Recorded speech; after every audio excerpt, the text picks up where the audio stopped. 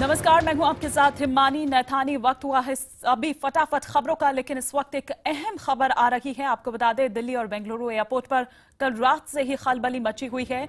दोनों जगहों पर विमान में बम रखने की खबर मिली, जिसके बाद दिल्ली से हांगकांग जाने वाली 2 विमान और दिल्ली से स्विट्जरलैंड के ज्यूरिख जाने वाले एक विमान को उड़ान के बाद वापस बुला लिया गया है।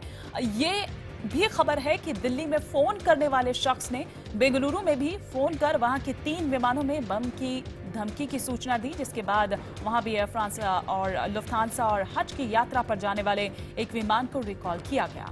फिलहाल विमानों की जांच की जा रही है। फोन की धमकी दिल्ली में जीएमआर के कॉल सेंटर पर दी गई।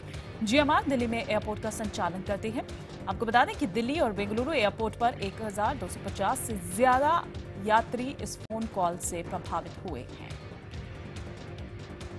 क्या और जानकारी मिल पा रही है, क्या कुछ डिटेल्स मिल पा रही है, जानने के लिए सीधे बात करते हैं हमारे सहयोगी प्रणय उपाध्याय हमारे साथ जुड़ चुके हैं। प्रणय, क्या अपडेट इस वक्त आपके पास? देखिए, फिलहाल जो अपडेट है वो यही है कि एक विमान को इमरजेंसी बे में ले जाया गया है। साथ ही जो फ्लाइट अबॉर्ट की जा सकती थी उन्हें अबॉर्ट किया गया है, जो कि क्योंकि एक फ्लाइट जो थी वो टैक्सी वे पे थी और उसको अबॉर्ट करके इमरजेंसी बे में ले जाया गया है। वहां जांच चल रही है, क्योंकि 3 कुल जो है दिल्ली और बेंगलुरु में मिला के 6 फ्लाइट्स जो थी उनको इस तरह के थ्रेट कॉल दिए गए थे कि इसमें बम रखा हो सकता है। क्योंकि जांच एजेंसियां, सुरक्षा एजेंसियां ऐसे किसी भी मामले में कोई जोखिम नहीं उठा सकती हैं, लिहाजा इस पूरे मामले की, इन सारे कॉल्स की जांच की जा रही है, वेरिफिकेशन किया जा रहा है कि क्या ऐसा कुछ है। क्या ये जो फ्लाइट्स थी, ये दिल्ली से हांगकांग जाने वाली एक फ्लाइट थी NW078, इसके अलावा CX694 और दिल्ली से ज्यूरिख जाने वाली फ्लाइट LX147, इन पे कॉल दिए गए थे कि इनमें बम रखा हो सकता है। इसके अलावा बैंगलोर में भी जो कॉलर था उसने दिल्ली में भी कॉल किया और बैंगलोर में भी कॉल किया है। और बैंगलोर में भी कहा गया है कि बैंगलोर में जो बैंगलोर एयरपोर्ट है उसमें एयर फ्रांस की जो फ्लाइट थी उसमें, लुफ्थांसा फ्लाइट में और हज जाने वाली एक फ्लाइट में बम रखा हो सकता है, और इसके बाद इनकी जांच की जा रही है। शुक्रिया प्रणय, इससे तमाम जानकारी के लिए आपका।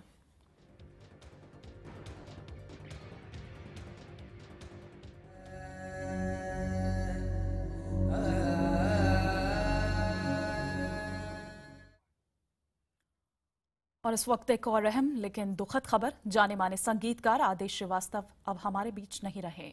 5 साल से कैंसर से जूझ रहे आदेश श्रीवास्तव आखिरकार जिंदगी की जंग हार गए। उनका बीती रात करीब 12:30 बजे मुंबई के कोकिलाबेन धीरूभाई अंबानी अस्पताल में निधन हो गया।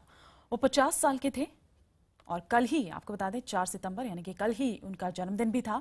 कल ही बतौर संगीतकार उनकी आखिरी फिल्म वेलकम बैक भी रिलीज हुई। आदेश श्रीवास्तव पिछले 45 दिनों से अस्पताल में भर्ती थे। उनका इलाज कर रहे जो डॉक्टर्स हैं, उन्होंने हाल ही में कीमोथेरेपी भी बंद कर दी थी, क्योंकि उनका जो शरीर है वो इसको लेकर रिएक्ट नहीं कर रहा था। पहली बार आदेश को कैंसर का पता 2010 में लगा था। 1.5 महीने पहले ही वो अमेरिका से इलाज कराकर लौटे थे। फिर अचानक उनकी तबीयत बिगड़ती चली गई। आदेश अपने पीछे पत्नी और 2 बेटों को छोड़ गए हैं। उनकी पत्नी विजेता पंडित बॉलीवुड की मशहूर अभिनेत्री रह चुकी हैं। विजेता पंडित के भाई जतिन ललित भी संगीतकार हैं। उनके निधन से बॉलीवुड में शोक की लहर दौड़ गई है। आदेश ने बॉलीवुड की कई हिट फिल्म्स हैं जिनमें संगीत दिया था। इनमें चलते चलते, बाबुल, बागबान, कभी खुशी कभी गम, अपहरण, राजनीति समेत 100 से ज्यादा ऐसी फिल्में हैं जिनमें उन्होंने संगीत दिया। साल 2005 और 2009 में Adesh Shrivastava musical talent hunt show Saregamapa में जज भी बने थे। कम उम्र में अचानक आदेश श्रीवास्तव की मौत ने बॉलीवुड को गमगीन कर दिया है। देर रात आदेश श्रीवास्तव की मौत की खबर सुनते ही बॉलीवुड की हस्तियों ने ट्विटर पर अपनी संवेदनाएं व्यक्त करनी शुरू कर दी। सबसे पहला ट्वीट प्रीतम, जो कि संगीतकार ही हैं, लिखा कि खबर सुनकर गहरा दुख पहुंचा है। कई शानदार लम्हे, संगीतमय लम्हे साथ में गुजारे। वहीं विशाल डडलानी, आदेश के चले जाने से गहरा सदमा लगा है। उनके परिवार के लिए संवेदनाएं व्यक्त करता हूं। ईश्वर उन्हें शक्ति दे। रितेश देशमुख भी कहते हैं कि बहुत दुखद खबर यह है, आदेश श्रीवास्तव, तुम्हारा संगीत और मुस्कान हमेशा हमें याद रहेंगे।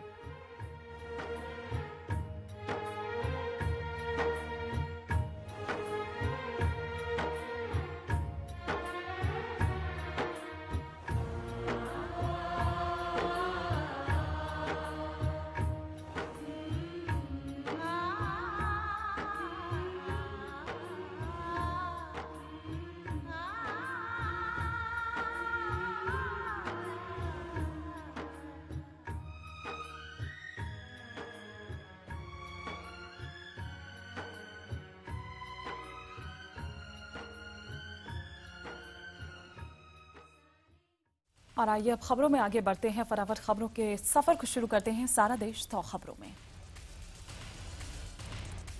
शीना बोरा हत्याकांड में तीनों आरोपियों की पुलिस रिमांड आज खत्म हो रही है। मुंबई पुलिस आज तीनों आरोपियों इंद्राणी मुखर्जी, संजीव खन्ना और ड्राइवर श्याम को बांद्रा कोर्ट में पेश करेगी और रिमांड की मांग करेगी। शुक्रवार को इस केस के सिलसिले में पीटर मुखर्जी से लगातार तीसरे दिन 10 घंटे पूछताछ की गई। सूत्रों के मुताबिक पीटर ने पुलिस को यह बताया कि इंद्राणी और पीटर की जिंदगी ठीक ठाक नहीं चल रही थी। घरेलू मसले और आर्थिक लेन देन को लेकर अक्सर झगड़े हुआ करते थे। सूत्रों का यह दावा है कि पीटर की शीना से रोज बात होती थी। मुंबई पुलिस की अलग अलग टीम्स कोलकाता, गुवाहाटी के साथ साथ देश के अलग अलग शहरों में सबूत जुटाने गई थी। सूत्रों के मुताबिक पूछताछ के दौरान मुंबई पुलिस ने पीटर को इंद्राणी के कई देशी विदेशी बैंक अकाउंट्स भी इसकी भी जानकारी दी, जिससे पीटर ने खुद को अनजान बताया। सूत्रों के मुताबिक इंद्राणी की कुल 5 कंपनियां थी। कंपनियों के बोर्ड ऑफ डायरेक्टर्स में संजीव खन्ना के साथ साथ पीटर मुखर्जी भी शामिल थे। पुलिस अब इस बात का पता लगा रही है कि आखिर पीटर ने संजीव खन्ना को बोर्ड ऑफ डायरेक्टर बनाने पर आपत्ति क्यों नहीं जताई। पूछताछ में मिली जानकारी के बाद मुंबई पुलिस ने पैसे के लेन देन को समझने के लिए दोषी की मदद लेने का फैसला किया। शीना मर्डर केस में मुंबई पुलिस ने उस कार को भी खोज निकाला है जिसमें शीना की हत्या हुई थी। पुलिस को कार नासिक से मिली है, जिसे इंद्राणी और श्याम ने पहचान लिया है। फायर पुलिस स्टेशन में खड़ी इस कार की फॉरेंसिक जांच कराई जा रही है। सूत्रों की माने तो कत्ल के बाद इंद्राणी ने शीना का मेकअप किया था और चश्मा पहनाकर सीट के बीच में बैठा कर ले जाया गया था। शीना के एक तरफ संजीव खन्ना और दूसरी तरफ इंद्राणी बैठे हुए थे और इस तरह से बैठे थे कि लगे कि तीनों सो रहे हैं। टाइगर के जंगलों से मिली हड्डियों का मुंबई पुलिस ने नायर अस्पताल में सुपर इम्पोजिशन कराया था, जो कि मैच हो गया। उधर पुलिस सूत्रों के मुताबिक इंद्राणी मुखर्जी ने कबूल किया है कि वो मिखाइल को 40,000 रुपया देती थी ताकि वो खामोश रहे। शीना हत्याकांड की जांच कर रही खबर। पुलिस के ऑपरेशन इमोशनल ब्लैकमेल ने इंद्राणी को सच बोलने पर मजबूर कर दिया। बांद्रा कोर्ट में अपनी बेटी वेदी को देखकर फूट फूट कर रोने वाली इंद्राणी को शुक्रवार को जैसे ही पता चला कि उसकी बेटी वेदी खार पुलिस स्टेशन आई है, तब वो फूट फूट कर रोने लगी। इंद्राणी ने पुलिस से गुजारिश ये की है कि वो अपनी बेटी को देखना चाहती है। घंटों तक पुलिस से मिन्नतें करने के बाद इंद्राणी टूट गई और कहा कि वो सब सच सच बताने को तैयार है, बस एक बार उसे उसकी बेटी से मिला दिया जाए। बेटी से मिलने के बाद इंद्राणी ने कई राज खोले। इस बीच विधि के लैपटॉप से पुलिस को कई अहम जानकारियां मिली हैं। सूत्रों के मुताबिक विधि को इस बात का पता चल चुका था कि शीना इंद्राणी की बहन नहीं, बेटी थी। इस सिलसिले में इंद्राणी और विधि की कई बार इंटरनेट पर चैटिंग भी हुई। विधि को यह पता चल गया था कि शीना उसकी मां इंद्राणी को ब्लैकमेल कर रही है और उसके पिता पीटर मुखर्जी के करीब जाने की कोशिश कर रही है। इसके बाद लंदन में रह रही विधि ने 2012 में शीना को फोन कर चेतावनी दी थी कि मेरी मां को परेशान करना बंद कर दो, मेरे पिता से भी दूर रहो, मुझे पता है कि तेरा उद्देश्य क्या है। पुलिस ने विधि का मोबाइल फोन भी जब्त कर लिया है। प्रधानमंत्री नरेंद्र मोदी आज बोधगया जा रहे हैं। यहां वो 3 दिवसीय इंटरनेशनल बुद्धिस्ट कॉन्क्लेव के अंतिम दिन विशेष मेडिटेशन में शामिल होंगे। इस कार्यक्रम में श्रीलंका की पूर्व राष्ट्रपति चंद्रिका कुमारतुंगा के अलावा जापान, म्यांमार, भूटान और नेपाल सहित कई देशों के 100 के लगभग प्रतिनिधि शामिल होंगे।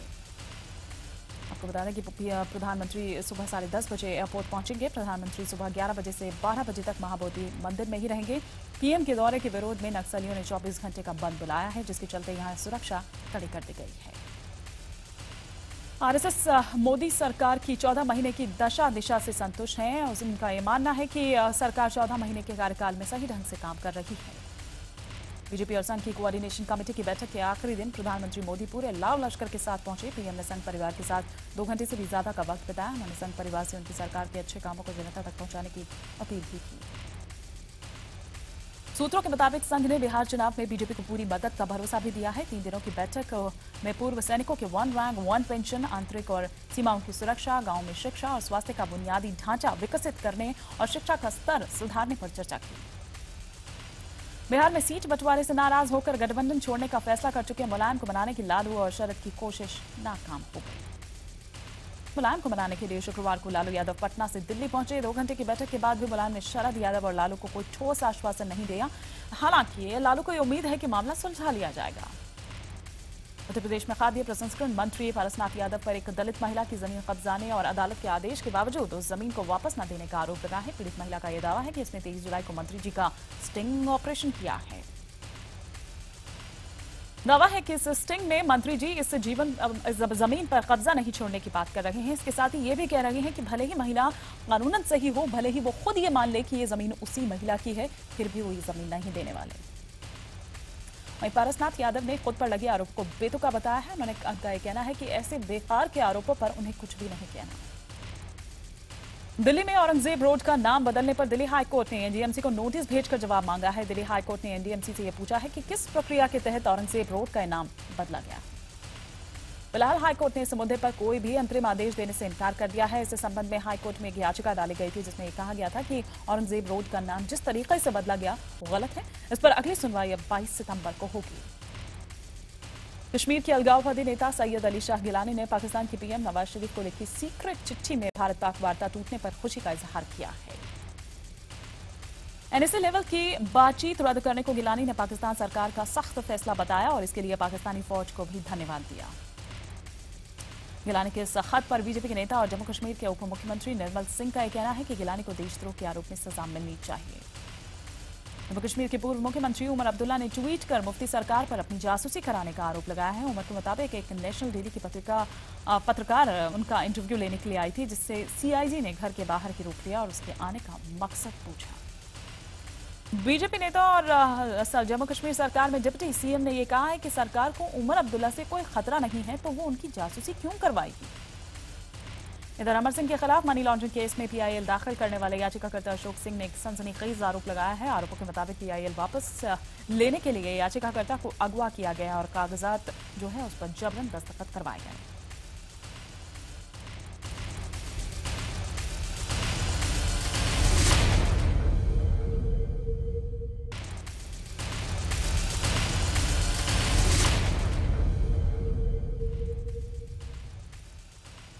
और अब बात कृष्ण जन्माष्टमी की। श्री कृष्ण जन्माष्टमी के मौके पर कान्हा की नगरी मथुरा सज धज कर तैयार है। मथुरा में बड़ी संख्या में श्रद्धालु कान्हा का जन्मोत्सव मनाने के लिए पहुंचे हुए हैं।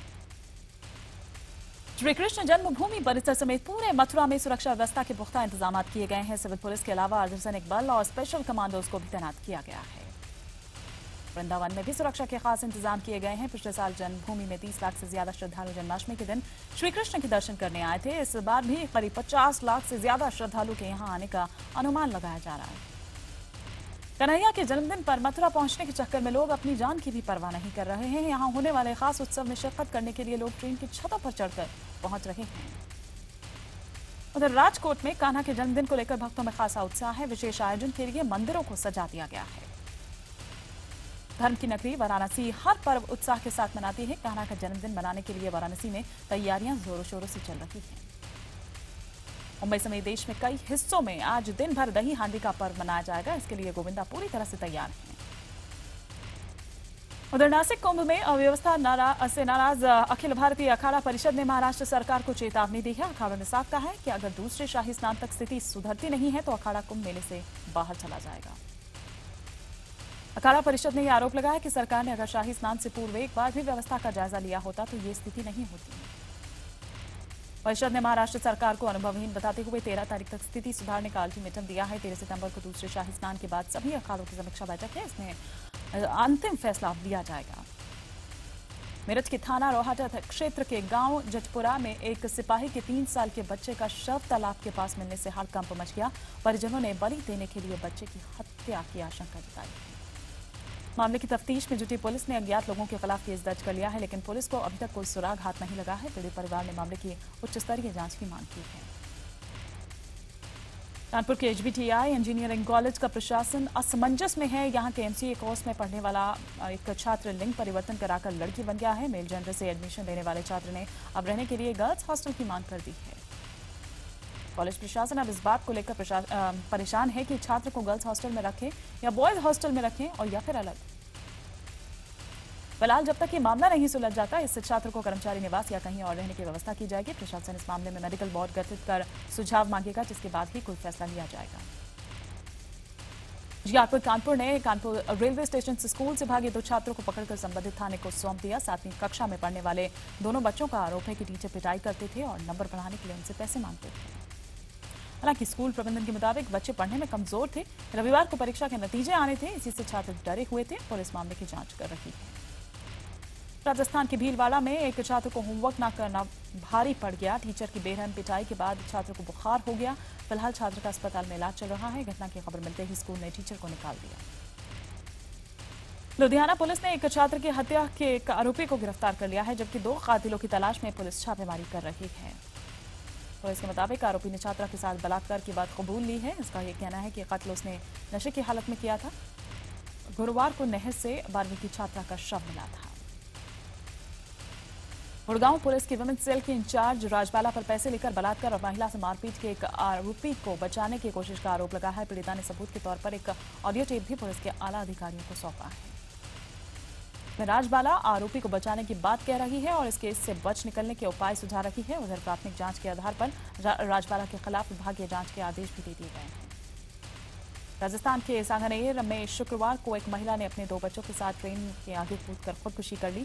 अब तक शवों की शिनाख्त नहीं हो पाई है, जबकि दोनों बच्चों ने स्कूल की यूनिफॉर्म पहनी हुई थी। महाराष्ट्र के गढ़चिरौली में नक्सलियों के साथ मुठभेड़ के बाद पुलिस को हथियारों का एक बड़ा जखीरा हाथ लगा है। दरअसल गुरुवार को धनौरा तहसील में नक्सलियों की तलाश में चलाए जा रहे पुलिस दल पर जंगल में छिपे नक्सलियों ने अंधाधुंध फायरिंग की थी। जवाबी फायरिंग में एक महिला नक्सली की मौत हो गई। इस दौरान पुलिस ने घटनास्थल से बड़ी मात्रा में नक्सलियों का सामान बरामद किया, जिसमें हथियार भी शामिल हैं। दिल्ली के बाद अब जयपुर में भी ओला कैब विवादों में घिर गई। ओला कैब के ड्राइवर और फिनलैंड की एक छात्रा के साथ छेड़छाड़ का उस पर आरोप लगा है। 24 साल की छात्रा ने लिखित शिकायत में बताया कि गुरुवार रात को जयपुर के एक होटल से देर रात पीजी गेस्ट हाउस जाने के लिए उसने कार बुक की थी। रास्ते में ड्राइवर ने कार में उसके साथ छेड़छाड़ की थी। विदेशी छात्रा की शिकायत के बाद पुलिस ने आरोपी कैब ड्राइवर को हिरासत में ले लिया और कैब जब्त कर ली। पीड़िता फिनलैंड से जयपुर की एक मार्केटिंग कंपनी में इंटर्नशिप के लिए 1 महीने पहले आई थी। पटना में निषाद समुदाय के राजभवन मार्च के दौरान प्रदर्शनकारियों पर पुलिस ने जमकर लाठियां चलाई। निषाद समुदाय के लोगों ने अनुसूचित जाति में शामिल करने की मांग को लेकर राजभवन मार्च निकाला था। बाढ़ के बाद बदहाली से जूझ रहे जम्मू कश्मीर की मुफ्ती सरकार ने सभी विधायकों और पार्षदों को नई सरकारी गाड़ी देने का फैसला किया है। सरकार करीब 11.25 करोड़ की 100 SUV गाड़ियां खरीदेगी। हालांकि पिछली सरकार में ही विधायकों के लिए लाखों रुपयों की बोलेरो और सफारी गाड़ियां खरीदी गई।